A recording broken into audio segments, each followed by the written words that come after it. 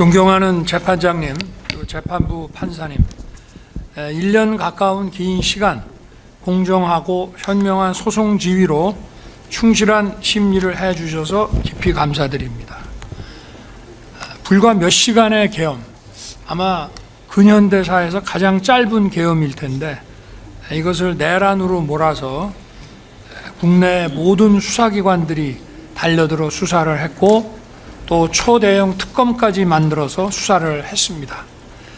임무에 충실했던 수많은 공직자들이 마구제비로 입건되고 또 구속도 되고 또 무리한 기소도 남발됐습니다. 현대 문명 국가에 이런 역사가 있었나 싶습니다.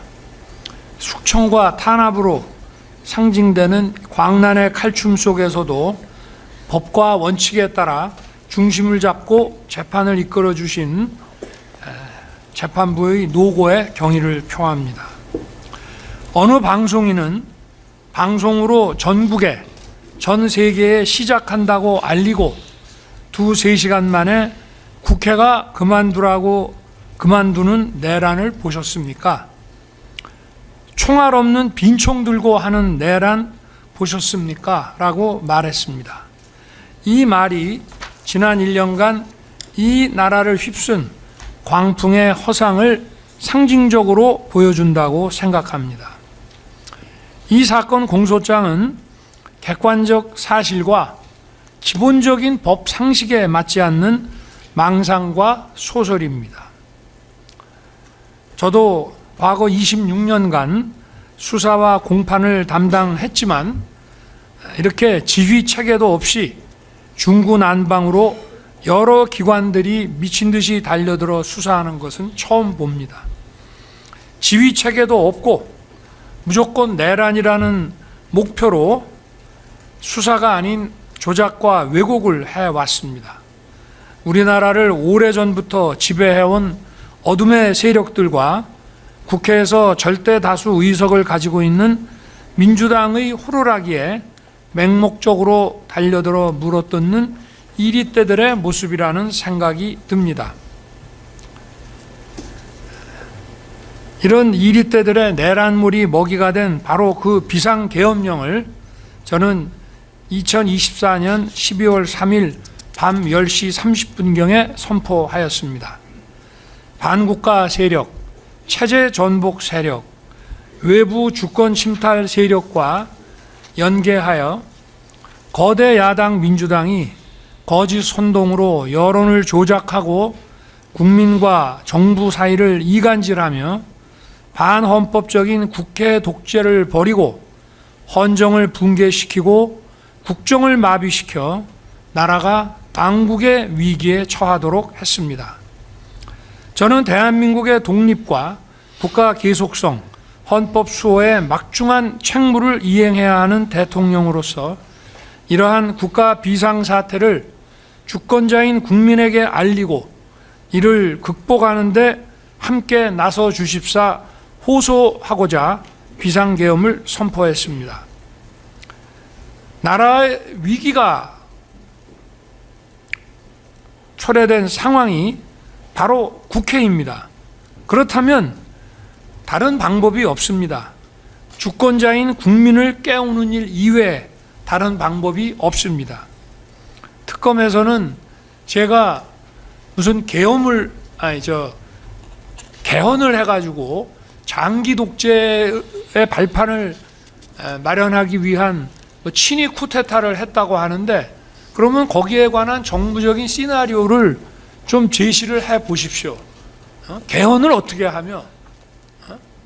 그리고 보통은 과거에 이런 그 소위 쿠데타성 장기 독재 내지는 권력 장악에서의 이 개헌이라는 거는 국회를 해산시키고 국민 투표로서 밀어붙여서 했지만 오늘날 우리 국민이 이런 국민 투표에 녹록하게 응할 사람이 어디 있습니까? 한번 그 시나리오를 한번 좀 얘기를 해 보십시오. 그러니까 망상이고 소설이라는 것입니다. 국민들께서 주권자가 제발 좀 정치와 국정에 관심을 가지고 이러한 망국적 폐악에 대해서 감시 견제를 해달라는 호소였습니다. 국회 경비와 질서 확보를 위해 투입된 소수 병력 중 일부는 비무장 상태로 국회 담벼락 아래 앉아 있었고, 일부는 빈 총만 들고 국회 마당에 수천 명의 군중에 둘러싸여 폭행을 당했습니다. 누구도 국민을 억압하거나 국회의원들의 계엄 해제 요구 의결을 위한 의사 일정을 방해하지 않았습니다. 본회의에 출석하고자 한 의원들은 대부분 다 들어갔습니다. 계엄 기준시인 밤 11시로부터 2시간 만인 새벽 1시 3분에 190석의 찬성으로 계엄 해제 요구가 신속하게, 아마 전 세계에서 가장 빠르게 의결됐습니다. 특전사 92명과 수방사 15명이 밤 12시 무렵에 국회 경내로 들어갔지만 이미 엄청난 인파가 들어와 있었고, 약 4천 명이 넘는 인파에 비해 군은 너무나 소수여서 질서 확보 업무조차 제대로 하지 못했습니다. 뒤늦게 추가 병력이 국회 인근에 도착했지만 바로 계엄 해제 요구 의결안이 통과되자 전 병력은 즉각 철수했습니다. 선관위에는 계엄법 7조에 의한 사법행정사무관장 권한에 따라 선거관리 시스템의 보안 점검을 하려고 들어갔지만 시간과 준비 부족으로 서버 장비 사진만 찍고 나왔습니다. 그동안 선거 소송에서 가짜 투표용지가 다량 발견됐고, 불과 1년 전인 23년 하반기 국정원의 보안 점검 결과 선관위는 국가기관이 갖춰야 할 기준에 현격히 미달하고 외부 해킹에 무방비한 심각한 상황이 드러났기 때문입니다. 이제는 국민들도 이런 사실을 다 알고 계십니다. 선거제도는 대의민주주의의 통치 질서를 형성하는 핵심적인 제도이고, 민주주의의 역사는 바로 투표권 쟁취의 역사입니다. 자유민주 국가에서 선거 관리는 투명성과 공정성이 확실하게 담보되어야 합니다. 그럼에도 불구하고 선관위가 투명하고 공정한 검증을 거부하고 있었기에 선거관리의 중요성과 국민적 관심을 고려해서 점검하도록 한 것입니다. 공정한 선거는 국민 통합의 기초가 됩니다. 당연히 국가 안보와 번영의 주축도림은 더 이상 설명할 필요가 없습니다. 이들이 국헌을 문란하게 했습니까? 폭동을 일으켰습니까? 아까 얘기한 것처럼 개헌을 통해서 장기 집권을 하려고 그러면 결국은 국회를 해산해야 되는데, 국회를 해산하거나 또는 국회가 준영구적으로 기능이 정지되도록 할 만한 어떤 계획을 세우거나 한 것이 없습니다. 또 폭동이라고 하는 것은 그러한 국헌 문란의 목적에 쓰이는 폭동이어야 되는데 그런 폭동 자체가 없었습니다. 이 내란이라는 것은 뭐 집합범죄이기 때문에 누가 뭔 짓을 하든지 간에 다 똑같이 책임을 진다. 맞습니다. 그러나 기본적인 이 국헌 문란과 이 폭동이라고 하는 이 범죄의 고의는 같이 가지고 있어야만 되는 것입니다. 여기에 가담했다고 하는 오늘 이 자리에 있는 이 피고인들도 이런 고의가 전혀 없는 사람들입니다. 국헌문란의 고의도 없고 뭐 초과 그 주관적 요소라는 목적도 없을 뿐 아니라 폭동한다는 의식도 없는 사람들입니다. 예를 들어서 어느 장군이 반란을 일으켜서 권력을 잡고 국토를 참전하고 정권을 잡겠다고 하는데 그 장군을 쫓는 군인들이나 민간인들이 있다면은 그 사람들은 거기에 다 가담한 사람들이라고 봐야죠. 그러나 대통령이 헌법에 따라서 내린 비상계엄에 대해서 그 계엄 사무를 맡았거나 지원 업무를 했다고 해서 이렇게 얘기하는 것은 그건 그야말로 망상이고 소설일 뿐입니다. 계엄 선포 시부터 해제 시까지 6시간 걸렸습니다. 새벽에 계엄 해제를 위한 국무회의를 소집하는데 시간이 좀 지체됐습니다. 국회의 계엄 해제 요구 결의안이 통과됐는데 대통령이 국방부 지하에서 국회법 책이나 보고 앉아가지고 국무회의 소집을 태만히 했다 하는데 그렇지 않습니다. 비서실에서 벌써 국무회의 소집을 시작했습니다. 그렇지만 이게 새벽에 나오는데 시간이 좀 걸린 것뿐입니다. 그래서 국무위원들이 빨리 안 오기 때문에 일단 국방장관과 계엄사령관을 불러서 군의 계엄 상황을 먼저 종료시키라고 했고, 그래도 기다리는데 국무위원 소집이 다 안 되다 보니 제가 먼저 계엄 해제 대국민 담화를 했습니다. 국민들께서 처음에는 이런 과거와 같은 계엄도 아니고 이런 계엄을 도대체 대통령이 왜 선포했는지 어리둥절해 하셨습니다. 그러나 얼마 지나지 않아 많은 국민들이 나라가 얼마나 절박한 상황이 됐는지 알게 되셨습니다. 이게 특검에서는 장기 독재를 위한 장기 독재요. 임기를 제대로 마무리하는 일도 지금 숨이 가쁜데 장기 독재를 뭘 어떻게 한단 말입니까? 시켜줘도 못합니다. 그런데 나라가 얼마나 절박했는지 국민이 아주 안온한 상태에 있었다는데 그렇게 생각하니까 바로 이 탄핵과 내란 몰이에 찬성하면서 이렇게 적극적으로 수사도 하는 거 아니겠습니까? 제가 탄핵 심판에 임하게 됐습니다마는 언론의 이런 편향적인 보도에도 불구하고 과반수 이상의 국민이 탄핵에 반대하셨습니다. 계엄 선포의 불가피성에 공감했기 때문입니다. 저는 지금도 많은 국민들께서 말씀을 하시는 분도 있고 안 하시는 분도 계시지만 마음속으로는 많은 분들이 여전히 그런 생각을 하고 계신다고 생각하고 있습니다. 12.3 비상계엄은 과거 권위주의 정부 시절에 그런 계엄과 같이 국민을 억압하는 군사 행정 독재가 아니라 자유와 주권을 지키고 헌정을 살리기 위한 것입니다. 저를 탄핵 인용한 헌재 재판소, 헌법재판소조차도 앞에서 이미 인용이 됐지만 행정부 수반이자 국가 원수인 대통령이 야당 전횡으로 국정이 마비되고 국익이 현저히 저해되어 가고 있다고 인식해서, 국익이 현저히 저해된다는 것은 핵심 국익을 계속 저해한다는 건 뭡니까? 애국 세력입니까? 반국가 세력입니까? 이런 상황을 타개해야 한다는 막중한 책임감을 느끼게 된 것으로 보인다. 그래서 계엄 선포 그리고 그에 수반한 조치, 그 수반한 조치가 뭡니까? 국회에 질서유지 병력을 투입하고 선관위에 보안 점검 인력을 투입한 것이 계엄 선포에 수반한 후속 조치입니다. 딱 두 가지 했습니다.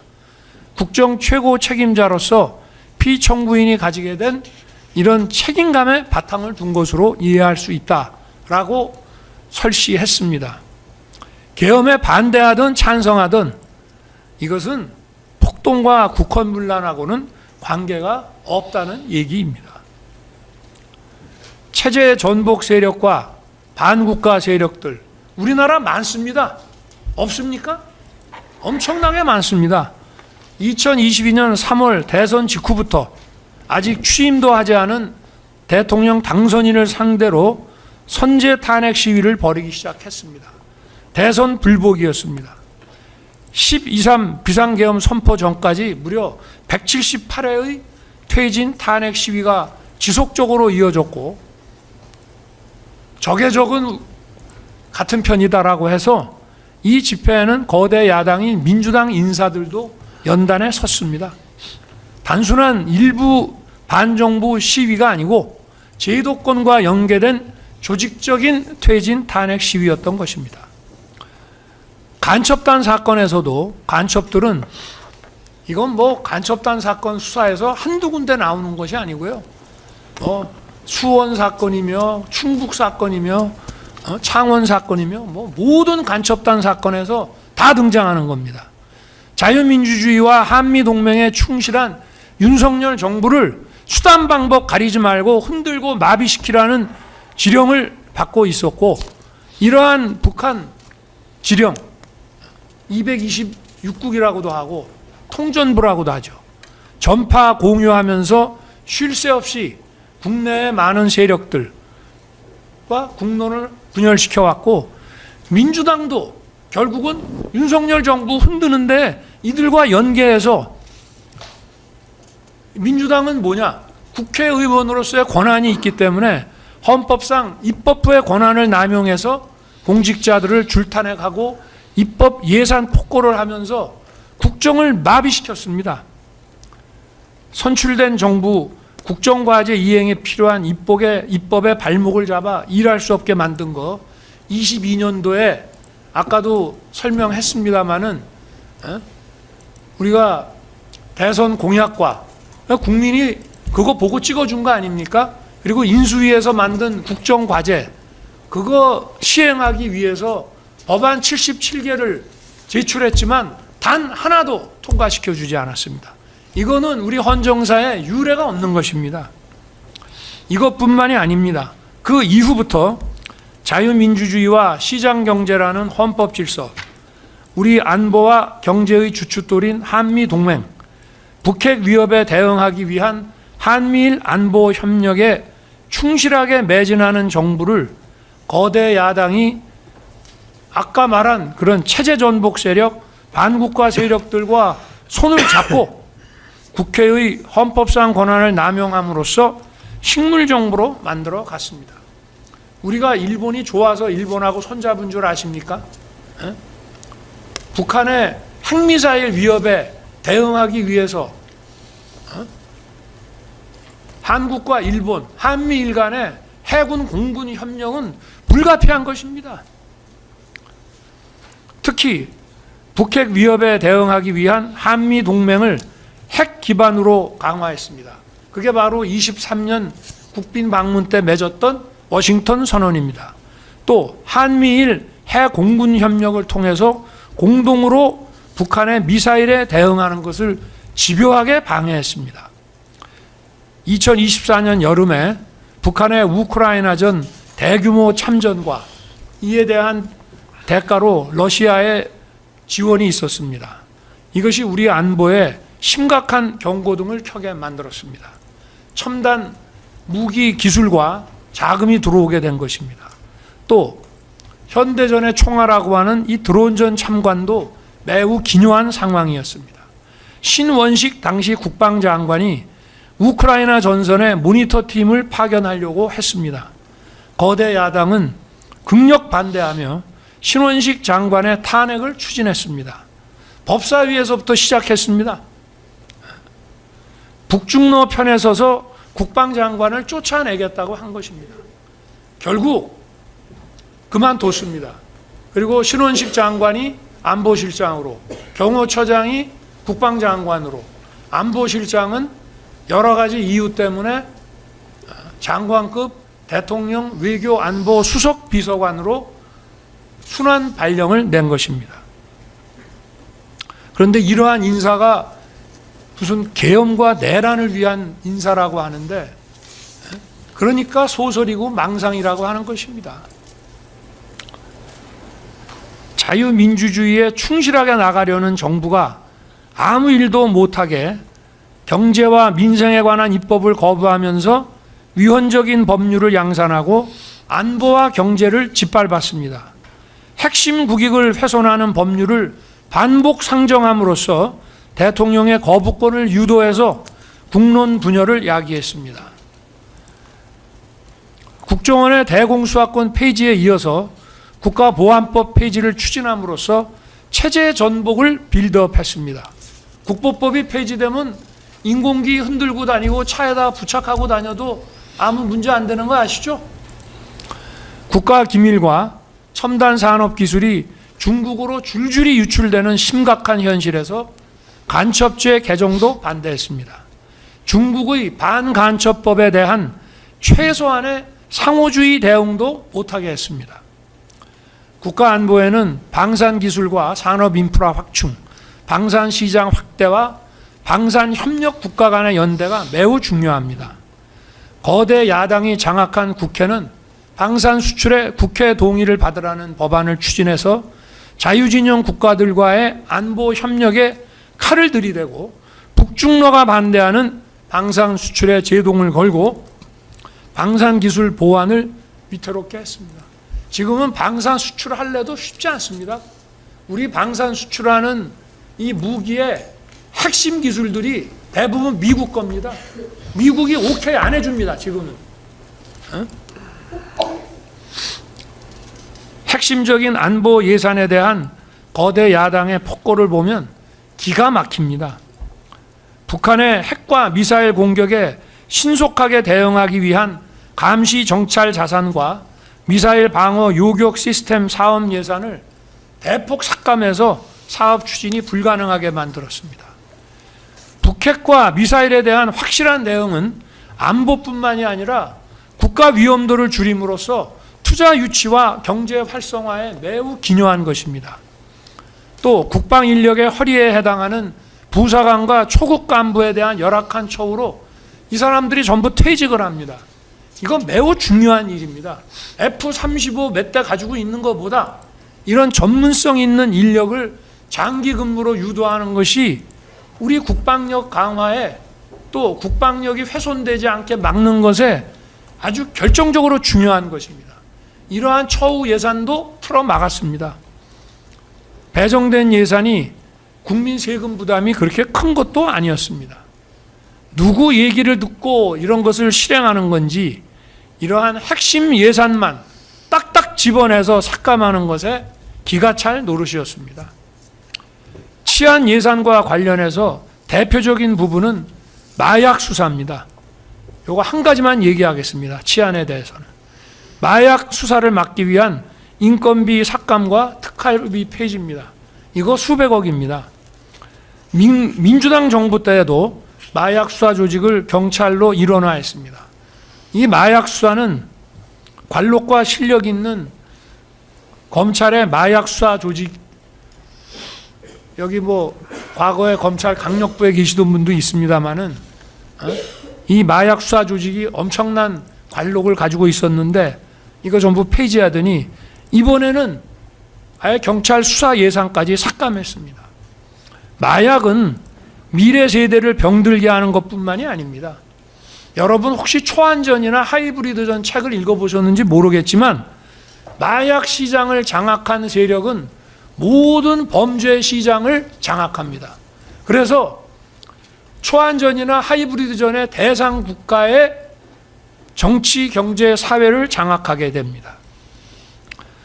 오늘날 이 수단 방법을 가리지 않는 이 부도덕한 초안전, 하이브리드, 비전투 전략 전술에서 바로 이 마약전에 대한 국가적 대응이 얼마나 중요한 건지 알면서도 일부러 무시하고 있는 것입니다. 왜 민주당은 마약 대응에 이토록 소극적이고 움츠러드는지 이해할 수가 없습니다. 이 마약 수사라고 하는 것은 단순한 마약의 문제가 아니라 이건 국가적 대응으로 확실하게 국가 안보 차원에서 막아야 되는 것입니다. 그러면 이게 도대체 어느 나라 정당이고 어느 나라 국회입니까?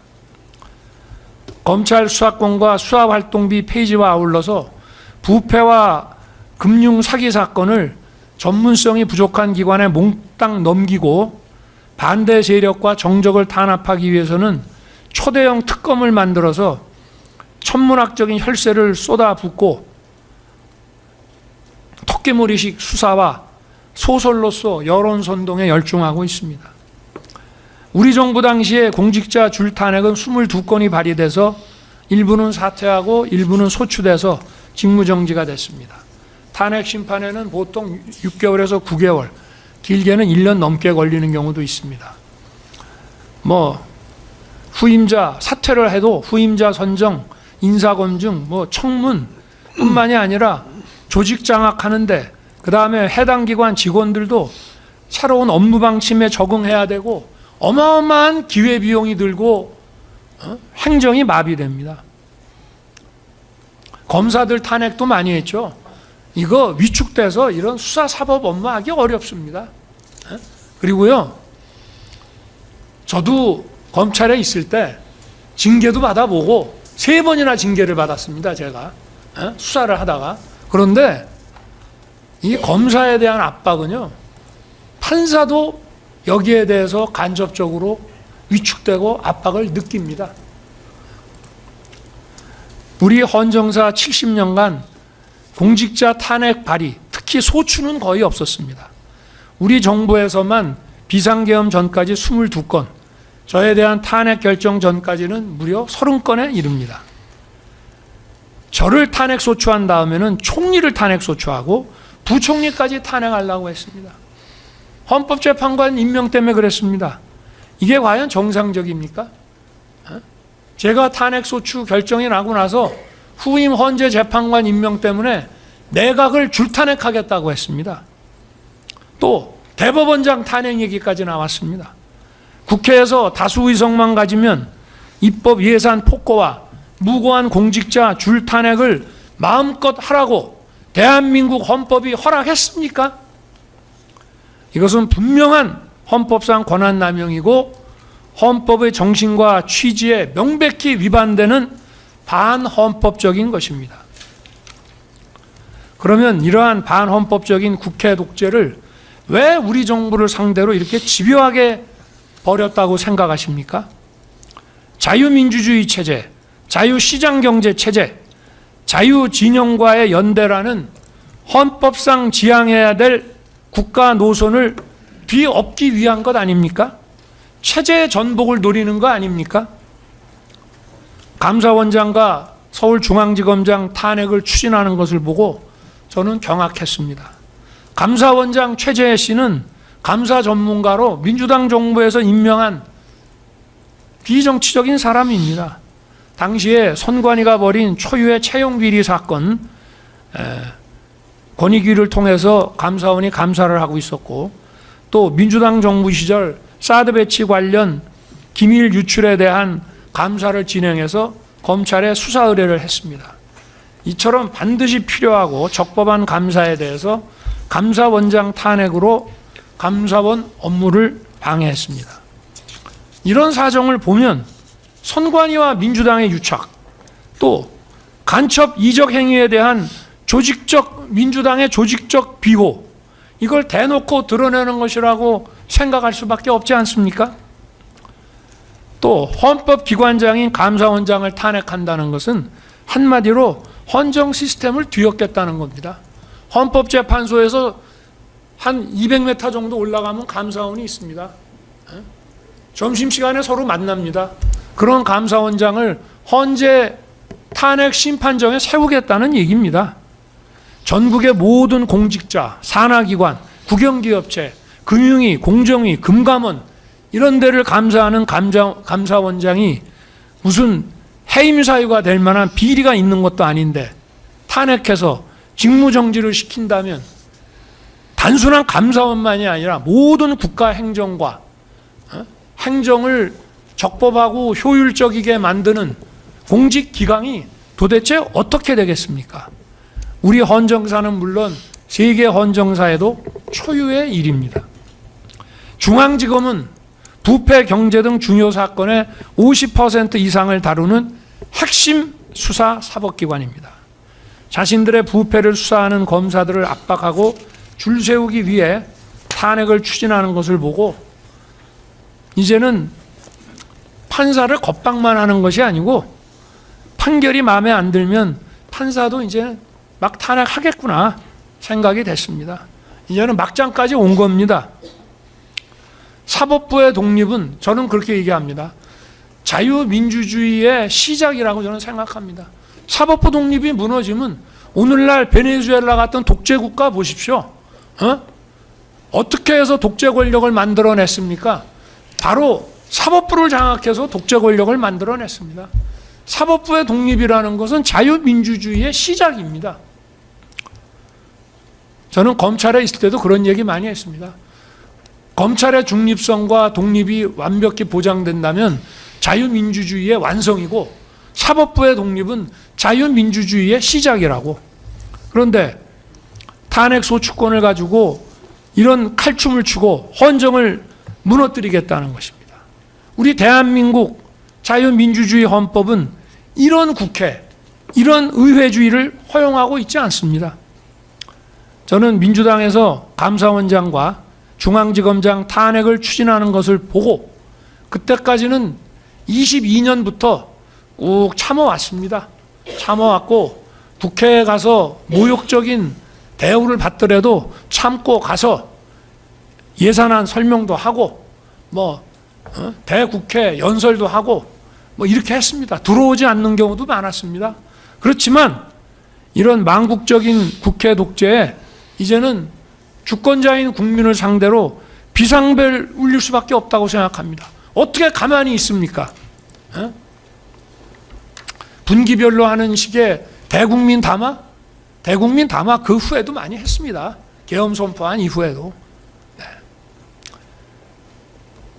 자유민주주의와 공화제가 바탕이 된 헌법 질서가 붕괴되고 외교, 안보, 경제, 미래투자, 공직기강, 법집행, 수사, 사법 이런 모든 국가 기능의 정상적 수행이 현저히 위태로워진 이런 상황은 과거 우리나라에서 선포된 비전시 계엄 중 가장 위중한 국가 비상사태라고 저는 판단했습니다.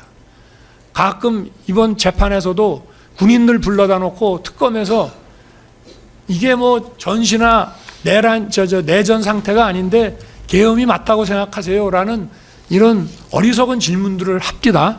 근데 우리나라 역사상 계엄은 전시보다 비전시 계엄이 훨씬 많았습니다. 다만 국가 비상사태를 초래한 원인이 바로 국회였습니다.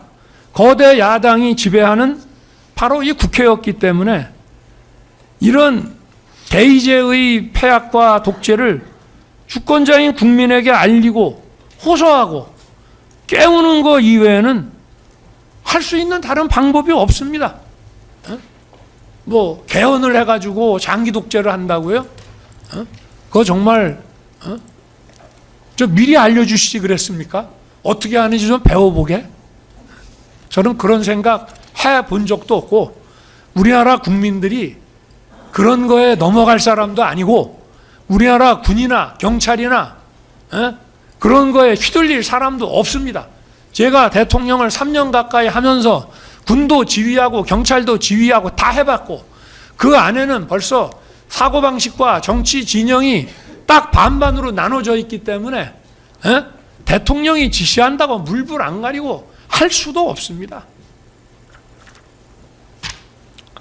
저는 24년 11월 말경에 김용현 국방장관을 한남동 대통령 관저로 오게 했습니다. 감사원장 탄핵에 대해서 얘기를 하면서 거대 야당이 헌법상 권한을 남용해서 헌정 질서를 무너뜨리고 국정을 마비시키며 나라가 이제 망국의 위기 상황이 됐다. 과거 비전시 계엄이 내려진 소위 6.3 사태, 64년 한일회담 반대 시에 그 다음에 소위 우리가 유신이라고 얘기하는 미중 대땅뜨와 미군 철수에, 주한미군 철수에 따른 당시 2개 사단에서 1개 사단이 닉슨에 의해서 철수됐습니다. 그래서 72년 10.17 특별선언, 그 다음에 79년 10월 26일 박정희 대통령의 급서와 같은 상황보다 지금의 이 상황이 더 심각한 위기 상황이 됐음을 이야기했습니다. 단순히 야당이 정쟁에 의해서만 한 것 같으면은 그냥 참죠. 내가 능력이 부족해서 그런 모양이다. 그런데 반국가 세력, 체제 전복 세력들하고 같이 손을 잡고 빌드업을 해 나가지 않습니까? 이게 아무리 싸우더라도 국경 바깥에서는 서로 손을 잡아야 된다고 합니다. 아무리 정쟁을 해도 핵심 국익에 대해서는 같이 가야 되는데 핵심 국익까지 반국가 세력들하고 한편이 돼서 윤석열 정부 흔드는 데는 우리도 이해관계가 같다. 그리고 실제 또 얼마나 침투해 있는지도 알 수도 없습니다. 뭐 야당을 다 반국가 세력으로 보느냐? 그거는 저도 모릅니다. 증거가 없어서. 그러나 해온 행동을 보면 그들과 손잡고 연계하고 힘을 합친 것 한두 번이 아니다 이 말입니다.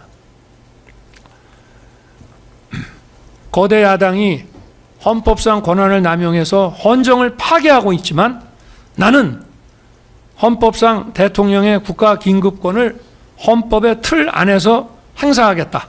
주권자인 국민에게 호소해서 깨우고 각성하게 하겠다. 이런 얘기를 했습니다.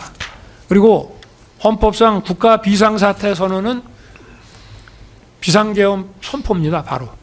비상계엄 선포라는 것은 나라가 비상사태에 놓여 있다는 것에 대한 선언입니다.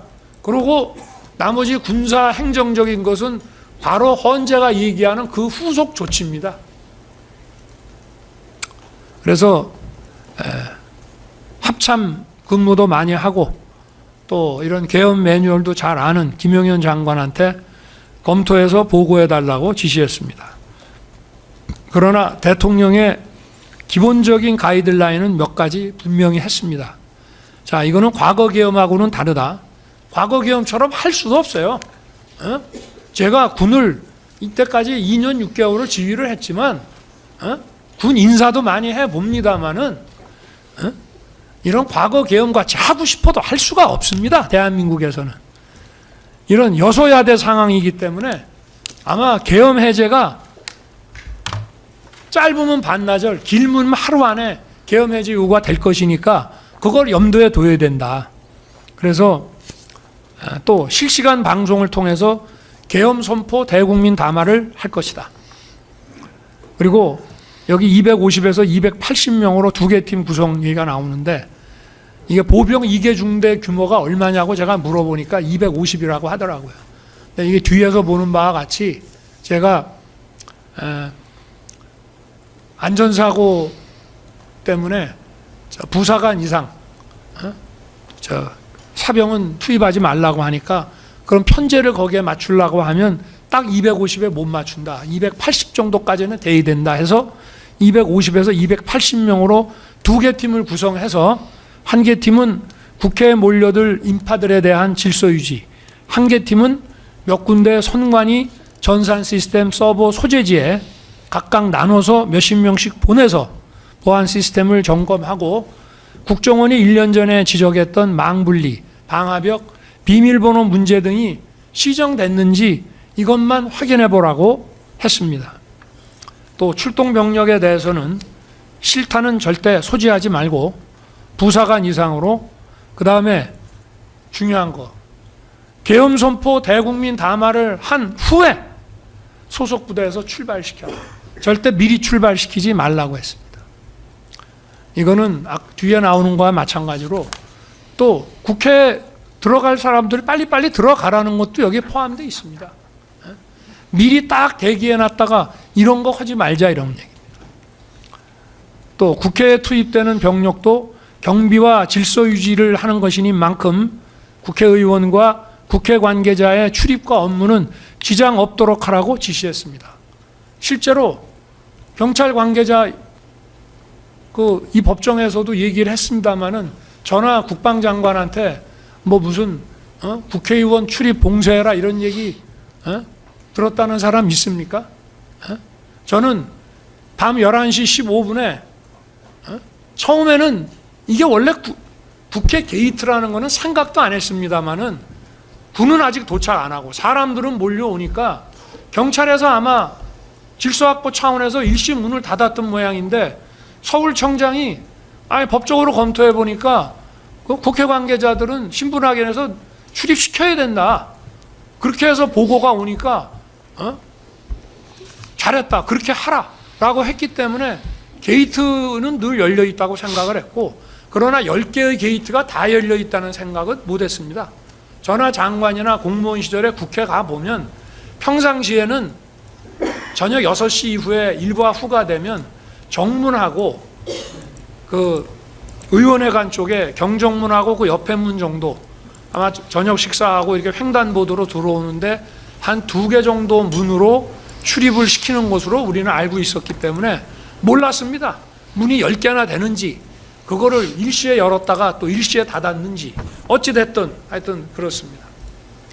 그리고 당시는 국회 회기 중이었기 때문에 상시 근무자와 몰려들 인파가 수천 명에 이를 것이기 때문에 250에서 80명 병력으로 질서 유지는 어려울 것이다. 국방장관도 10배가 들어가도 만만치 않을 것입니다라고 했지만 투입 규모가 많아지면 국회 관계자들이 불안감을 느낄 수도 있고 또 사람이 많다 보면 안전사고의 위험도 있기 때문에 일단 이 소수 투입 규모를 유지하라고 했습니다. 이거는 넘어가고요. 자, 실제 계엄선포 대국민 담화는 12월 3일 22시 23분에서 30분이었고요. 또 계엄선포 기준시는 23시 00이고 밤 11시고요. 군이 국회에 도착한 시간은 거의 밤 12시 돼서입니다. 또 출동한 병력은 특전사 92명, 수방사 40명 정도였습니다. 특전사 77명은 국회 마당에, 나머지 15명은 본관으로 들어갔습니다. 그러나 본관도 뭘 봉쇄해서 의원들 못 들어오게 봉쇄하는 것이 아니고 거기 있는 불법적으로 들어간 사람들 가려서 분별을 해서 출입시킬 사람과 막을 사람을 통제하기 위한 것이었습니다. 그러나 그런 임무 자체를 못했습니다. 그 안에 사람은 수백 명이 있지, 국회 본관 건물도 지하 1층에 지상 7층입니다. 거기 아마 들어가 있는 인원이 1000명도 넘을걸요. 거기 방이 몇 개입니까? 아무것도 못했습니다. 또 수방사 15명이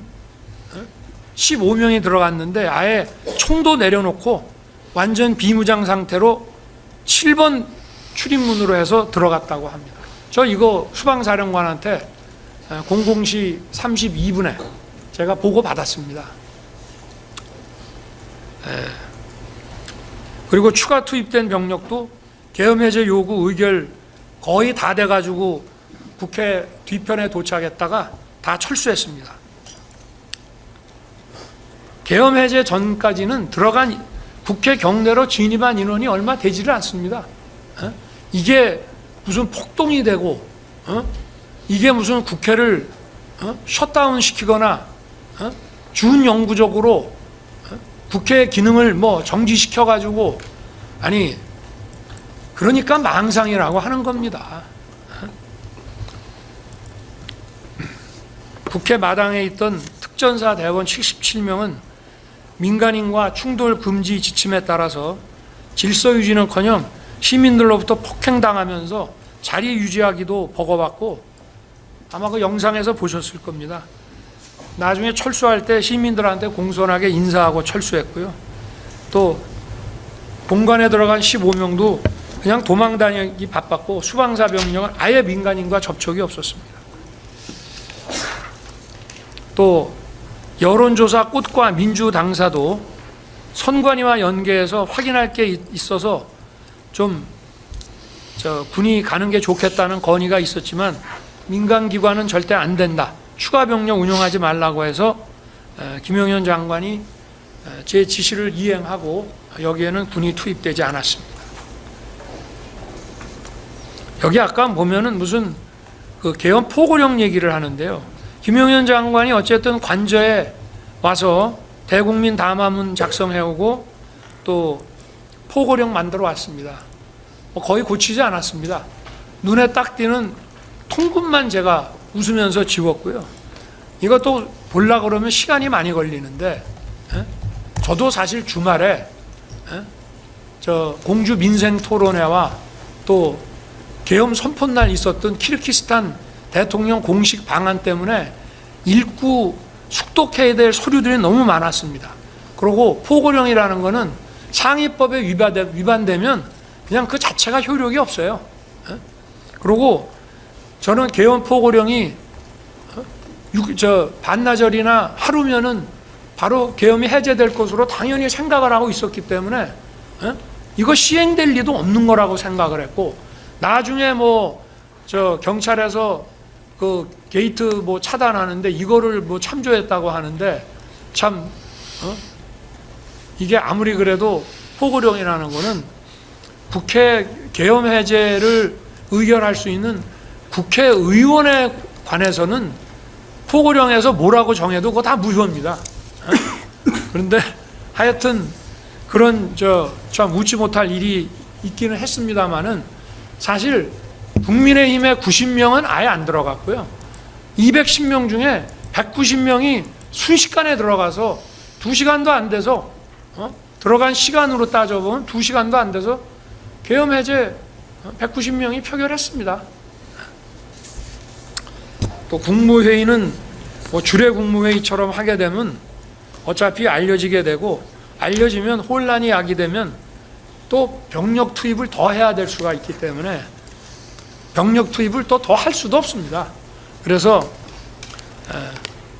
나중에 그 특전사가 국회 경내에서 시달리는 거 보고 좀 뭐 더 투입을 하라고 했습니다마는 뭐 벌써 투입됐을 때 국회 저 후문 쪽에 왔는데 이미 계엄이 해제돼 가지고 다 돌아갔습니다. 그래서 병력 투입 최소화를 유지하기 위해서 이렇게 이제 했고요. 그리고 국무총리, 외교, 국방, 통일, 행안, 법무, 그리고 대통령 이렇게 하면 기본적으로 이게 7명입니다. 여기에다가 최소 4명 더하면 정족수가 되는데 우리가 좀 더 불렀습니다. 그런데 두 분은 조금 늦게 도착을 해서 시간이 좀 걸리는 바람에 못했고 이게 뭐 사전에 국무회의 안 하려고 한 거 아니냐 이것도 또 소설이에요. 왜냐? 국무회의를 하려고 했으니까 안보실장, 비서실장, 국정원장까지 부르지 않았습니까? 이 사람들 다 국무회의에 배석하는 사람이에요. 그리고 국정원장은 이게 계엄 관련 국무회의니까 국정원장 오라고 그런 겁니다. 미국에 있는 줄 알았더니 여기 있더라고요. 그래서 이제 왔었고 아까도 그 사진에 보면 이쪽만 나오니까 국무위원만 보이지만 긴 사진을 보면 거기에 더 많은 사람이 앉아 있는 것을 볼 수가 있습니다. 거기 끝에는 경호처장도 앉아 있고요. 저 조태영 뭐 국정원장하고 다 있습니다. 거기에. 그리고 원래 더 빨리 부르려고 했는데 총리하고 외교부 장관이 좀 하도 반대도 하고 저하고 좀 논쟁을 하고 하다 보니까 전화 거는 게 조금 늦어져서 시간이 좀 걸린 것 뿐입니다. 그리고 이 비상계엄 선포와 같은 국가 긴급권은 대통령이 독점적이고 배타적으로 행사하는 헌법상 권한입니다. 그래서 실체적, 절차적 그 요건 구비 여부에 대한 판단 역시 대통령에게 전속하는 것입니다. 그리고 국회의 계엄 해제 요구라는 정치적, 사후적 통제만 받습니다. 자, 이게 요건에 완벽하게 맞아. 그런데 국회가 부당하게 또는 위법하게 계엄을 해제하라고 하면 해제해야 됩니다. 이게 국가 상황이 계엄을 선포하지 않으면 안 되는 상황인데 국회가 그래도 해제하라고 위법부당하게 의결을 하면 해야 되는 겁니다. 마찬가지로 대통령의 계엄 선포도 정말 이것이 뭐 처음부터 국헌문란과 내란을 획책한 거 아니면은 계엄 선포 자체는 유효한 것이고 그리고 그 유효함을 전제로 국회는 계엄 해제 요구를 하는 것입니다. 물론 계엄 선포 이후에 유혈 사태가 발생해서 개별 행위들에 대해서 그 상당성과 책임 문제를 논하는 것은 변론입니다. 그 내란무리 세력들은 제가 국회 본회의장에서 의원들을 끌어내라고 했다거나 정치인을 체포하라고 했다는 그런 선동을 해왔습니다마는 정말 하늘이 도와서 이 경호처 비화폰 통화 내역이 드러나면서 이 법정에서 모든 게 다 허위 조작인 게 다 드러났습니다. 저하고 통화를 몇 번 했다. 통화한 시각 정확하게 나왔습니다. 뭐 수방사 어느 참모가 들었다는 얘기, 아니 수방사령관하고 통화한 것이 25초, 29초, 16초, 25초입니다. 그게 다입니다. 그런데 법정에 와서 증언하는 거 보면은 앞뒤가 안 맞는 얘기를 합니다. 그러니까 이 통화 시각과 시간을 보면은 정확하게 알 수 있습니다. 여기 지금 이 자리에도 와 계시고, 뭐 아까 대통령의 뭐 내가 상피곤에서 뭐라고 얘기하고 싶지는 않습니다만은 대통령의 뭐 위법한 지시를 거부했다 하는데 위법한 지시를 한 적도 없고 할 수도 없었습니다. 왜냐? 제가 전화한 시간은 경찰에서 국회의원들을 자유롭게 신원 확인하고 통과시켜주는 그 시간에만 제가 전화한 거고요. 그리고는 1시간 10분 후에 표결 들어가고 전화를 했기 때문에 월담 의원을 잡아라, 체포해라, 뭐 국회의원을 체포해라, 그런 얘기를 한다는 자체가 미친 사람 아니고선 할 수가 없는 거죠. 그리고 경찰이나 군이요, 나하고 뭐 내가 옛날 무슨 하나회도 아니고, 내가 뭘 믿고, 물론 내가 임명한 뭐 장관급, 차관급 공무원이라고 하지만, 내가 뭘 믿고 택도 아닌 것을 부탁을 하겠으며, 체포하면 그 다음 어떻게 할 겁니까? 자, 저는 김용현 장관에게, 김용현 장관이 그 사령관들한테도 계엄 선포를 알려주지를 못했습니다. 왜 그렇게 했느냐? 제가 12월 2일 월요일 날로 예정된 감사원장 탄핵 발의가 무산되면 계엄 선포도 없는 것으로 하자고 했기 때문에 그렇습니다. 중앙지검장이 탄핵되면 그걸 할 수 없다. 그러나 민주당이 감사원장 탄핵은 대단히 자기들도 부담스러울 것이다. 감사원장 탄핵만 안 하면 그냥 계엄 선포는 없었던 것으로 하자. 왜냐? 준비할 게 없었거든요. 김용현 장관하고 저 사이에 그 선포문, 그리고 자기가 그 계엄 매뉴얼에서 본 옛날 그 포고령, 그러고 뭐 국무회의 절차가 필요하다는 거, 그게 다예요. 그러니까 저하고 관저에 와서 얘기했지만 1시간 이상 대화한 적이 없어요. 실제로 아무 준비한 게 없는데 내 마음 바뀌면 안 하면 되는 것이고, 그래서 저 감사원장 탄핵 발의 안 하면 하지 말자 했습니다. 그리고 감사원장 탄핵 발의를 월요일 날 하면 화요일 날 선포한다. 많은 사람들이 그런 얘기를 합니다. 왜 주말에 하던가 국회 회기 끝나면 하지 그랬냐. 아니, 할 거면 당당하게 해야죠. 나도 헌법상 권한에 기해서 계엄 선포하면 국회가 계엄 해제 하려면 하라 이겁니다. 그리고 국회가 계엄 해제를 해줘야지. 안 하면 더 할 게 없는데 어떻게 할 거예요? 제가 군사재판 증언을 하러 갔더니 그 판사 한 분이 묻습니다. 국회가 계엄 해제 안 하려면 계엄 해제 할 생각이 있었냐? 네, 이렇게 답변했습니다. 그 생각할 여유도 없었다. 그냥 순식간에 계엄 해제가 돼가지고, 아니 예를 들어서 하루 저녁이라도 그냥 넘어갔으면, 제가 계엄법 국회법 책을 왜 가져오라 그랬냐면요, 방송을 보니까 우원식 국회의장은 아니 그래도 절차를 좀 밟읍시다. 원래는 이게 법사위도 한번 갔다가 올라오고 뭐 이래야 되는데 그냥 막바로 표결을 하자 이렇게 되니까 국회의장은 절차를 밟자 그러고 그냥 합시다 이래가지고 순식간에 계엄 해제가 됐어요.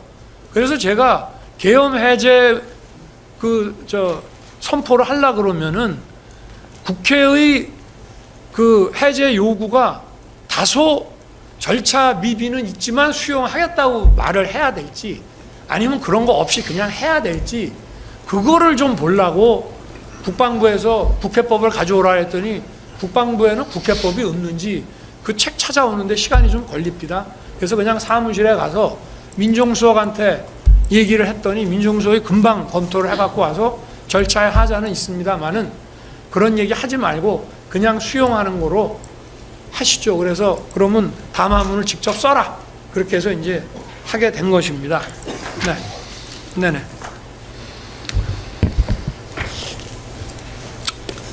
빨리 좀 하겠습니다. 아마 김용현 장관은 저의 그 계엄 선포 대국민 담화 직전 또는 직후에 북해 출동할 특전사, 수방사 또 선관위에 갈 방첩사령관에게 계엄 얘기를 아마 그때 한 것으로 생각이 됩니다.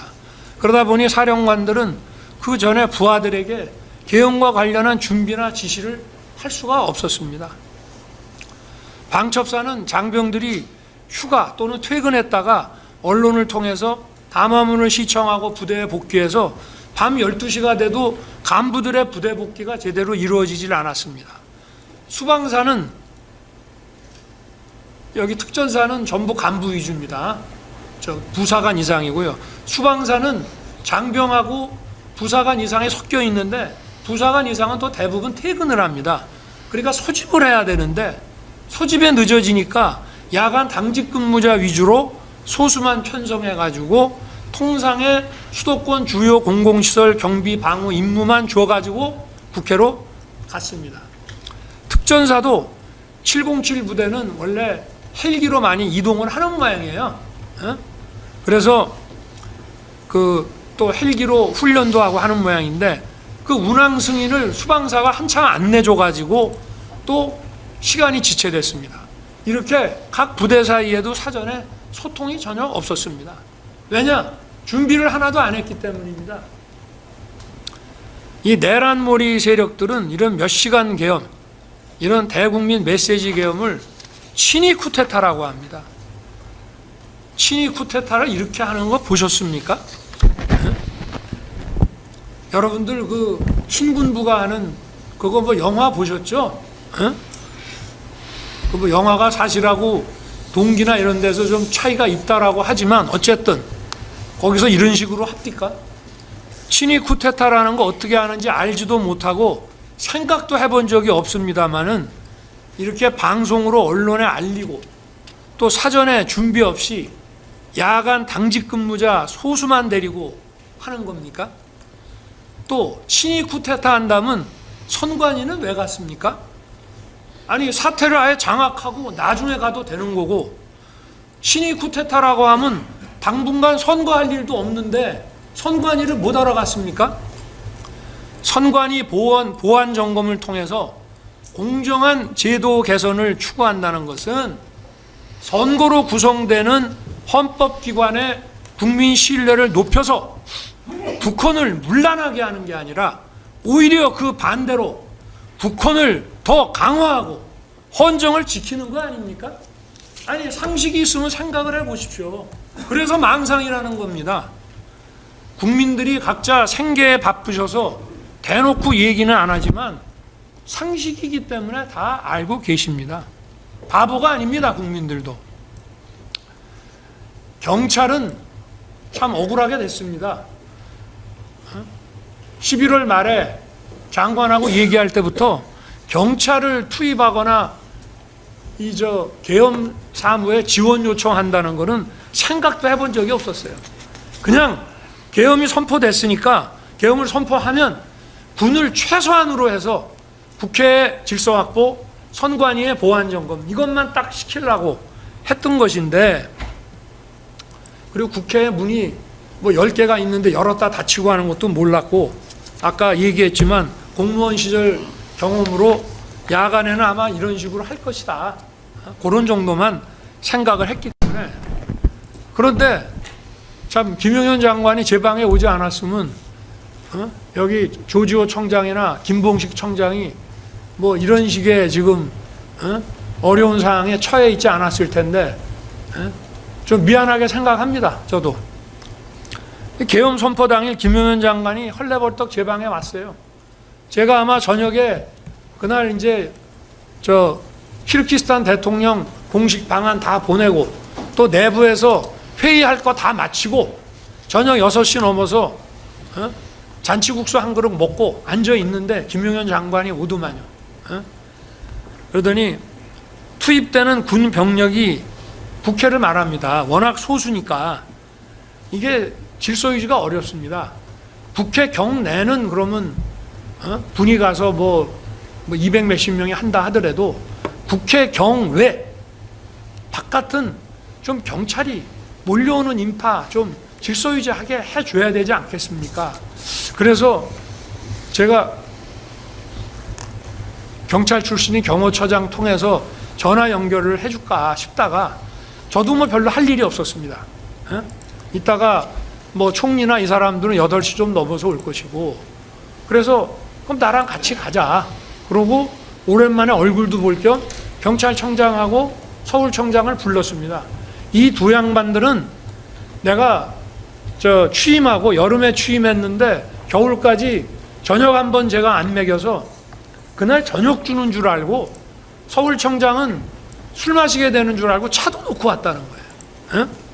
그렇게 가볍게 온 겁니다. 와서 아까도 10분 안 걸렸다는데 정말 용산에서 출발해서 이 두 사람들을 만나고 다시 돌아가기까지가 다 해서 1시간도 안 걸렸으니까 만난 시간이 한 10분 정도 되는 것 같습니다.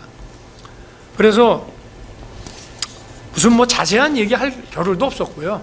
그냥 국회 바깥에 좀 처음에는 이따 상황이 생길지 모른다 하다가 나중에 이제 그래도 계엄 얘기를 좀 해주는 게 좋겠다고 해서 뭐 내가 얘기했는지 장관이 얘기했는지 모르지만 하여튼 계엄 얘기가 그 자리에서 나왔고, 그러나 상황이 생길지 모른다 했으니 계엄이 선포될지 안 될지 이 두 사람은 모르고 그날 간 거예요.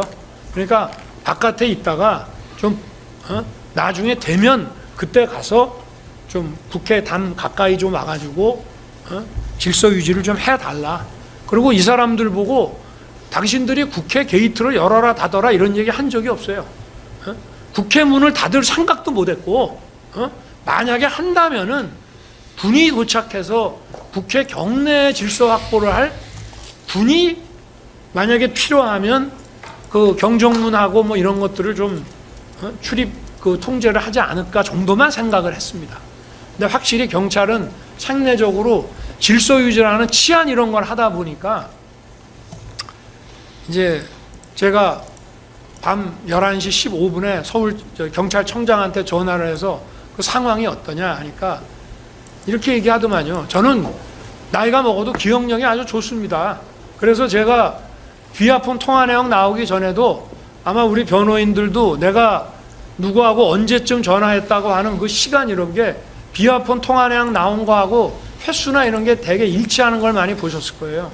내가 처음에 딱 전화를 하니까 조지호 청장이 약간 불만인 듯하게, 뭐냐면 이게 군의 일인데 경찰은 바깥만 지키면 되는데 아니 군이 안 오고 사람은 몰려오니까 우리가 할 수 없이 질서 유지 때문에 문을 일단 닫았다. 근데 서울청장이 김봉식 청장이 이거 법적으로 검토해 보면은 국회 관계자들은 들여보내야 된다. 그래서 들여보내고 있습니다. 라고 하길래 제가 딱 첫 마디가 이거예요. 김봉식 청장이 수사통이라 법을 잘하네. 잘하고 있네. 그렇게 하시오. 그게 다입니다. 그래서 저는 끝날 때까지 그렇게 계속 간 줄 알고 있었고, 또 저는 경찰청장한테 34분까지 그 15분부터 34분까지 5번 전화했어요. 그때는 다 들어갈 때입니다. 국회 관계자들. 그런데 뭐 체포를 해라, 뭐 월담 의원을 체포해라. 웬 체포 얘기가 그렇게 나옵니까? 국회의원 체포가 어디 누구네 집 동네 뭐 애 이름 얘기하듯이 나오는 겁니까? 그건 말도 안 되는 얘기고, 체포하면 그 다음에 어떻게 할 겁니까? 자, 뭐 여기 자세한 얘기는 그냥 넘어가겠습니다. 26페이지 넘어가고요.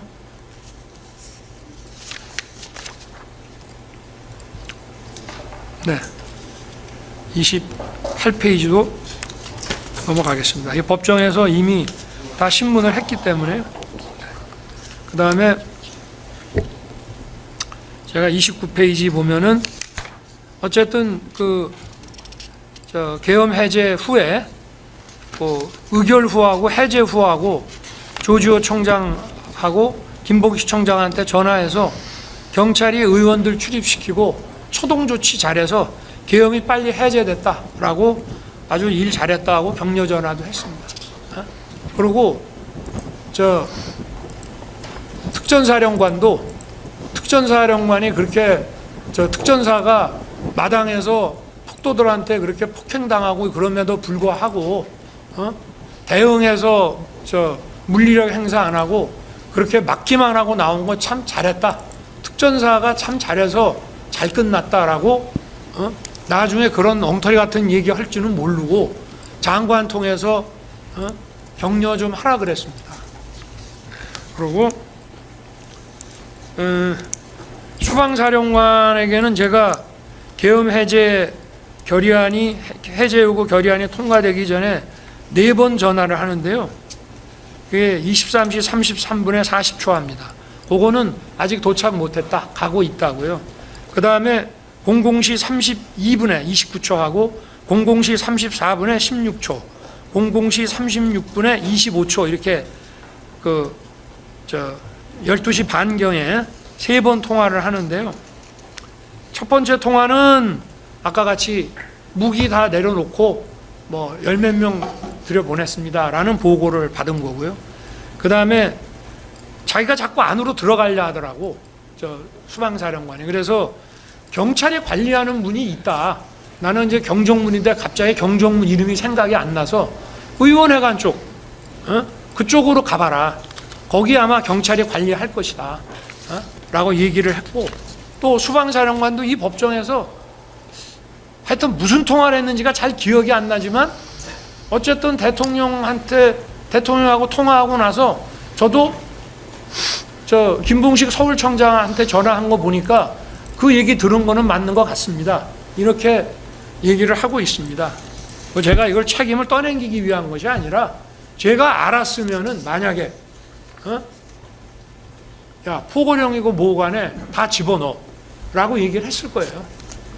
물론 뭐 210명 중에 190명이 들어갔으니 특별히 못 들어간 사람 빼놓고 대부분은 다 갔다고 봐야 되지만, 어쨌든 그리고 이 법정에서도 수방사령관이 자기가 12시쯤 도착해서 보니까 막 담 넘는 사람들도 경찰이 이렇게 뒤에서 엉덩이 받쳐갖고 넘겨주더라는 겁니다. 자, 수방사령관도 이 법정에서 이런 얘기 했습니다. 당시에 언론에서 가짜 뉴스들이 막 쏟아지고 이 사람은 이렇게 증언했네, 저 사람은 저렇게 증언했네 막 들이대니까 기억이 안 나는 얘기도 막 하게 되는 것 같더라. 그런 얘기도 하고요. 또 사람들은 헌재의 탄핵 인용의 결정적인 증거가 곽종근, 홍장원의 증언, 또 한덕수 총리의 증언, 이런 것을 들고 있습니다. 그런데 헌재 탄핵 심판에서 비하폰 통화 내역과 CCTV 영상이 제시됐다면은 참과 거짓의 증언들이 좀 명쾌하게 분별이 될 수 있지 않았겠나, 그런 생각이 많이 아쉽습니다. 물론 헌법재판소법에도 탄핵 절차법에도 형사재판과 같이 증거 능력 있는 증거에 의해서 탄핵 재판하도록 되어 있습니다. 그런데 그렇게 안 했어요. 헌재의 논리는 탄핵은 일종의 행정 징계 절차이기 때문에 그 법 안 지켜도 된다는 겁니다.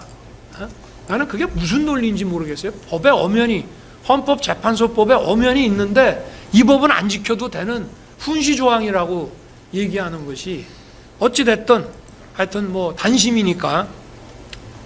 그런데 다른 공무원도 아니고 전체 국민이 직접 선출한 약 1,800만 표를 얻어서 된 최고의 민주적 정당성을 가진 대통령을 그런 식으로 재판에서 탄핵했다는 것은 참 안타까운 일입니다. 그렇게 생각을 해보니까 왜 계엄 해제를 했는데 바로 그날부터 이런 내란몰이 수사가 이루어졌나 하고 생각을 해보니까, 아, 이게 탄핵 심판에서 이런 증거들을, 박근혜 대통령 때처럼 이런 증거들을 막 던져서 끌어내리기 위한 게 아니었나 하는 생각이 나중에 시간이 가고 나서 듭니다. 저는 계엄 해제 요구 국회 의결이 있자마자 하여튼 뭐 아까 같이 군을 철수시키고 국무위원 소집을 기다리다가 계엄사령관하고 장관을 불러서 군 계엄 상황을 종료시키라고 했고, 그래서 김용현 장관이 즉시 화상으로 전군 주요 지휘관 회의를 엽니다. 원래 이것도 국무회의 심의를 하고 대통령의 공식적인 계엄 해제 선언이 있어야 군이 계엄 상황을 종료시키는 전군 지휘관 회의를 하는 겁니다. 그러나 먼저 하라 그랬습니다. 그래서 아마 2시에서 3시 사이에 한 거로 알고 있습니다. 추경호 의원도 그런 얘기를 합니다마는 계엄 선포 후에 제가 추경호 국민의힘 원내대표한테 미안하다고 전화했습니다. 야당 상대하느라고 정말 고생 많이 했는데 보안 때문에 미리 알려주지 못해서 미안하다. 의원들은 걱정할 거 없다. 곧 끝난다. 그리고 추경호 의원도 대통령이 자기에게 전화해서 국회가 절차 밟아서 해제 요구 의결하면 즉시 해제한다라고 제가 했다고 증언했습니다. 공소장에도 비슷한 얘기가 기재되어 있는 것으로 압니다. 저는 계엄 선포 전날인 2012년 2월에 공주 민생토론회와 산성시장 방문, 12월 3일 키르기스탄 대통령 공식 방한 행사를 모두 소화했습니다. 이 민생토론회는요, 한 2시간 이상 대통령이 직접 상대해야 되는 거기 때문에 이거 공부 많이 안 해가지고 자료 숙도 안 하고 가면 아주 생방송되면서 망신 떨기 딱 좋은 행사입니다. 거기다가 외국 대통령의 공식 방한은요, 그냥 비즈니스 런치가 아니고 국빈 방문하고 우리가 비용을 다 대주거나 또는 무슨 이런 거 몇 가지만 빼면은 똑같습니다. 소인수 회담부터 하는 게 똑같아요. 그래서 여기에 대해서도 준비해야 될 게 많은데 이거를 제가 토요일, 일요일, 주말에 이거를 전부 소화를 하면서 시간을 보냈고요. 그러다 보니 김용현 장관이 가지고 온 거 꼼꼼하게 못 본 과오도 있습니다.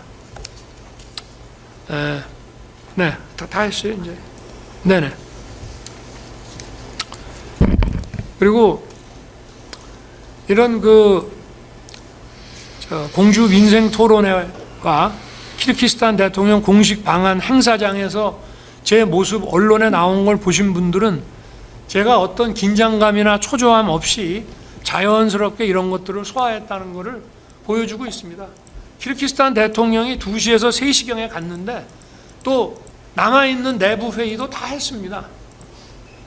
친위 쿠데타를 기획했다면은 이런 행사들을 연기했거나 아니면 계엄 선포일을 다른 날로 잡았을 것입니다. 더욱이 국회 회기 중이고 평일이어서 즉시 국회 본회의가 열릴 수 있다는 점을 생각을 하면 본회의를 무력화시키거나 방해할 의도가 만약에 있었다면 왜 이날 하겠습니까? 바보 아닌 이상이야. 박정희 대통령이 현직 대통령으로서 친위 쿠데타를 했죠. 유신으로. 그런데 친위 쿠데타 유신을 하기 위해서 그 무슨 화랑 사업인가 뭔가 하는 비밀 계획을 만들어 놓고 중앙정보부, 법무부 이렇게 해가지고 상당히 장기간 이 보안을 유지하면서 이걸 준비를 했습니다. 국회 해산했죠. 그리고 국민투표에 붙여서 유신헌법을 통과시켰고 그 유신헌법이 통과되고 거기에 따라서 72년 연말에 국회의원 선거를 임기 6년짜리를 했습니다. 상당히 장기간 해야 되는 겁니다, 이게.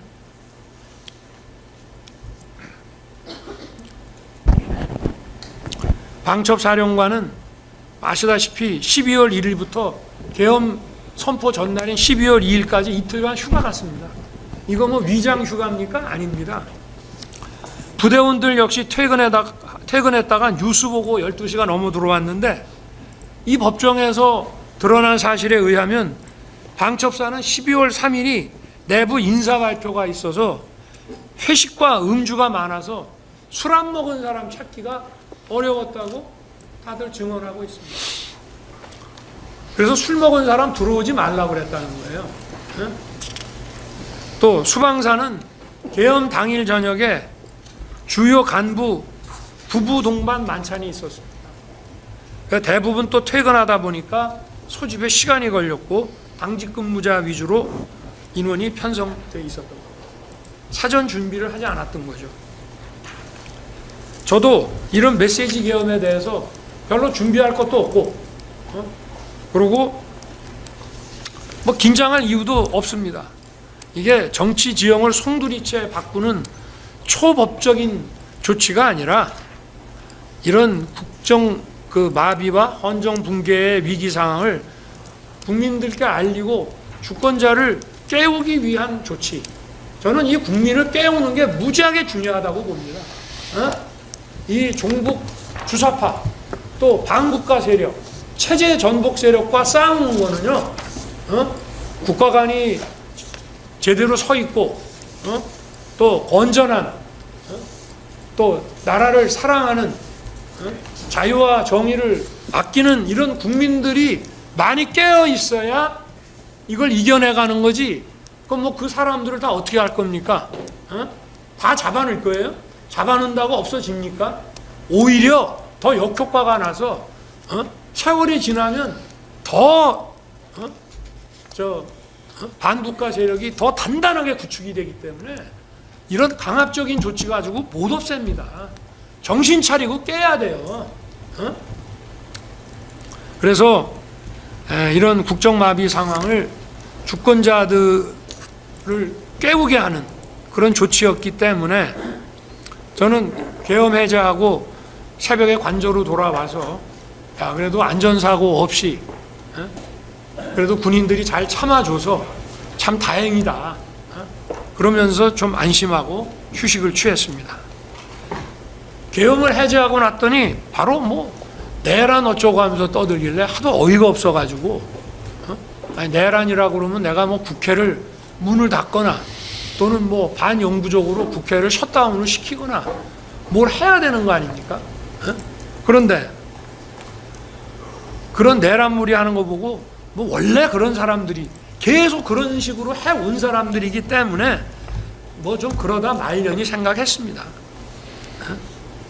그리고 공수처가 서부지법에 체포영장 청구했다는 얘기 들었을 때도 제가 헌재 탄핵 사건의 변호인인 김홍일 저 변호사님한테 전화해서 얘들이 아마 저 엑시트 플랜 출구 전략 세우려는 거 아닌가요?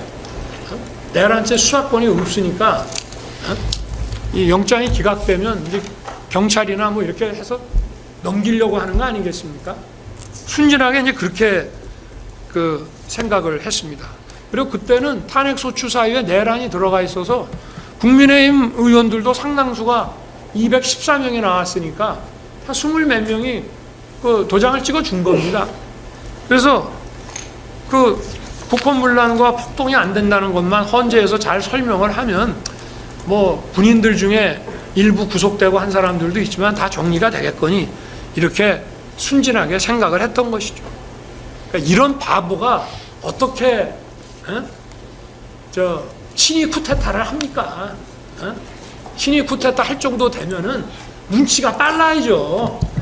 정치적 후각이 뛰어나야죠. 그렇지만 탄핵 반대 여론이 높아지고 국민들이 또 국가의 위기 상황에 대해서 계몽됐다면서 응원해 주는 걸 보고 아, 내가 울린 비상벨이 그래도 효과가 있구나. 결국은 국민들을 깨우고 청년이 제대로 정신 차리고 알게 되면 나라는 구할 수 있다고 저는 생각을 하고 있습니다.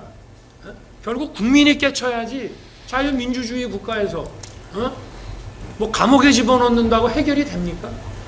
해결 안 됩니다. 더 오히려 어떻게 보면은 인성이 더 강한 그런 반국가 세력을 더 키우는 것밖에 안 됩니다. 그래서 저는 26년간 검찰에서 많은 수사를 했지만 이런 뭐 정치적 음모 그리고 이런 치밀한 수사라는 이름으로 이런 내란몰이가 기획되고 진행되는 줄 꿈에도 생각을 못했습니다. 1월 3일에 공수처가 저를 체포한다고 관저에 왔을 때도 관저가 군사시설 보호구역이라 출입 수색이 안 된다는 거는 뭐 검사면 누구나 다 알 텐데 그냥 저렇게 쇼하다가 말겠거니 이렇게 생각을 했는데, 또 뭐 지번도 수색영장에 하나밖에 없고 나머지 10개 지번이 영장에도 없다는 거예요. 뭐 영장의 입법 기재는 뭐 둘째 치고. 그러고 이제 돌아갔습니다. 그런데 1월 15일 날 수천 명의 경찰하고 저렇게 막 밀고 들어오는 거를 보고 유혈 사태를 막기 위해서 제가 체포에 응했는데, 이게 내가 본 국가 위기보다 실체가 더 심각한 지경이구나, 그런 생각을 하게 됐습니다. 정말 얼토당토하는 수사를 하고 수천 명의 경찰을 동원해서 대통령을 체포하겠다. 이거는 상당 기간 헌법기관인 대통령의 권능 행사를 저지시키는 겁니다. 어마어마한 경찰 폭동을 동원해가지고 이거야말로 정말 내란이라고 하지 않을 수가 없습니다. 참 이런 내란몰이 세력들이야말로 정권 획득이라는 걸 위해서는 뭐 헌정 붕괴고 뭐 국정 마비고 뭐 국익이고 뭐 이런 거 상관 안 하는 사람들이라고 하는 것을 더 확실하게 깨닫게 됐습니다. 12.3 비상계엄이 몇 시간 만에 해제되고 1년이 넘게 흘렀습니다. 그러나 아직도 정적과 반대 세력을 숙청하고 탄압하려는 내란무리는 계속되고 있습니다. 민생경제 위기 경고등이 심하게 울리고 있고, 또 자유진영과의 연대 균열 등 국가 위기에는 아랑곳하지 않고 있습니다. 그러나 많은 국민과 청년들이 계엄령이 나라의 심각한 상황을 깨우치게 해준 계몽령이 되었다고 알고 있습니다. 그리고 이것이 국가 위기 상황에서 불가피한 대통령의 헌법상 결단이었다는 공감도 아직 많이 해주고 계신다고 저는 생각합니다. 저는 이미 탄핵 소추 직전인 2024년 12월 12일 대국민 담화, 또 공수처 체포 직전인 2025년 1월 15일, 이거는 담화라기보다 제가 페이북에 올렸습니다. 그냥 시간이 없어서. 그때는 체포에 응해야 될 상황이라. 또 헌재 탄핵 심판에서 2025년 2월 25일 최종 의견 진술을 통해 3차례에 걸쳐서 12.3 비상계엄에 관한 제 입장을 일관되게 말씀드렸습니다. 그때나 지금이나 하나도 변한 거 없습니다. 다만 오늘 진술은 그 후 드러난 비화폰 통화 내역과 또 제가 법정에서 본 법정 증언 등을 통해서 확인된 실체를 더해서 말씀드리는 것입니다. 제가 국가 위기 상황이라고 진단하고 비상계엄을 선포하게 된 이유에 대해서 이미 증거로 제출한 이 3개의 담화문과 진술서를 자세히 숙고해 주시기 바랍니다. 여기에서도 어느 변호인이 보여주셨지만, 계엄 선포 당일날 밤에 국회 마당에 모여든 그 인파들이 준비해온 계엄 반대, 계엄 해제 이 피켓을 보면은 거대 야당과 체제 전복 세력들이 헌정 붕괴와 국정 마비의 한계 상황까지 몰고 가면서 계엄 선포가 불가피한 상황으로 유도하고 탄핵과 내란몰이를 기획한 게 아닌가 하는 생각이 들기도 했습니다. 국가 위기 상황에서 뭐 메시지 계엄이 말도 안 된다고요? 그러면 국민 깨우는 거 말고 다른 할 게 뭐 있습니까? 그럼 그거 안 합니까? 주권자를 깨우는 비상계엄 선포에 따라서 그 임무를 수행한 군 관계자와 공직자들이 내란몰이에 희생돼서 고난의 시간을 겪고 있습니다. 아니, 이 사람들 대통령이 선포한 계엄에 따라서 일한 사람들입니다. 아무리 무슨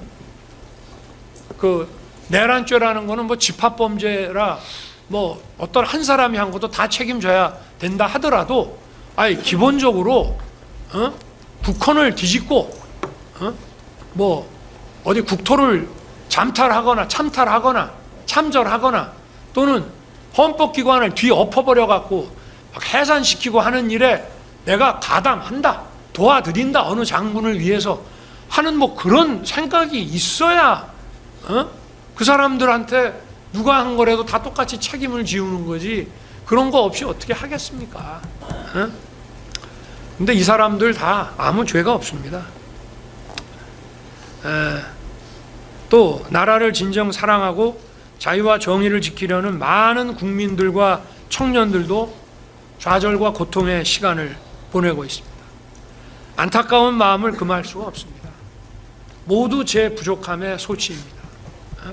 제가 좀 더 똑똑했더라면 정말 이러지 않았을 텐데, 그런 생각이 많이 듭니다. 제가 너무 순진하지 않았나. 지금 제가 할 수 있는 일을 구치소 안에서 하나님한테 기도드리는 것밖에 없습니다. 고초를 겪고 있는 군 간부, 또 공직자분들, 여기 보니까 민간인도 2분 계시던데 이분들, 또 정직하고 선한 우리 국민들과 청년들 좌절하지 말게 해달라고 하루에도 몇 번씩 기도드리고 있습니다. 하나님의 은총과 축복이 함께 하실 것으로 생각합니다. 그리고 이 나라를 굳건히 지켜주실 것으로 믿습니다.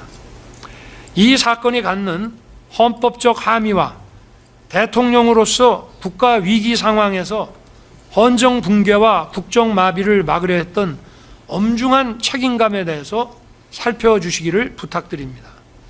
그것은 결코 국헌문란이 될 수 없습니다. 국회를 해산시키거나 국회 문을 해산에 준하는 장기간의 기능 부전을 시키거나 또는 선관위를 없애거나 장기간 선관위를 어떻게 기능을 못하게 하거나 그럴 의도가 있었다는 거 전혀 없습니다. 아까 무슨 비상 입법기구 국방장관이 안을 만들었으니까 그게 국보위 아니냐? 여러분, 국보위도요 국회 해산하고 만든 겁니다. 국회 해산하고 개헌을 어떻게 할지가 서야 국보위를 어떻게 만들지가 나오는 것이고, 예산 문제는 그건 일도 아닙니다. 기재부 장관한테 줬다는 것은 기재부 일이라고 준 겁니다. 만약에 법률 전문가인 제가 봤으면 벌써 용어부터 이런 거 좀 잘 손을 봤겠죠. 그러니까 그런 거 가지고 국보위라고 얘기하려면 국보위 어떻게 했습니까? 국회 해산하고 했잖아요. 국회를 해산하려면 어떻게 해야 됩니까? 강력한 군권을 가지고 전국을 그야말로 장갑차와 탱크로 평정을 해야 됩니다. 그런 거 시도라도 했습니까? 그러니까 망상과 소설을 그만 쓰라, 이런 얘기를 하고 싶은 것이고요. 그 배희철 변호사가 충분히 설명을 했기 때문에 이 정도 하겠습니다. 고된 일정 속에서 충실하게 늦은 시간까지 또 이렇게 장기간 심리해 주신 재판부에게 정말 감사드립니다. 또 방청과 중계를 통해 사건의 실체를 확인하고 응원해 주신 국민들께도 감사드립니다. 나라를 살리고 헌정을 지키기 위한 대통령의 헌법상 국가 긴급권 행사가 내란이 될 수가 없습니다. 재판부의 현명한 판단을 부탁드립니다. 감사합니다.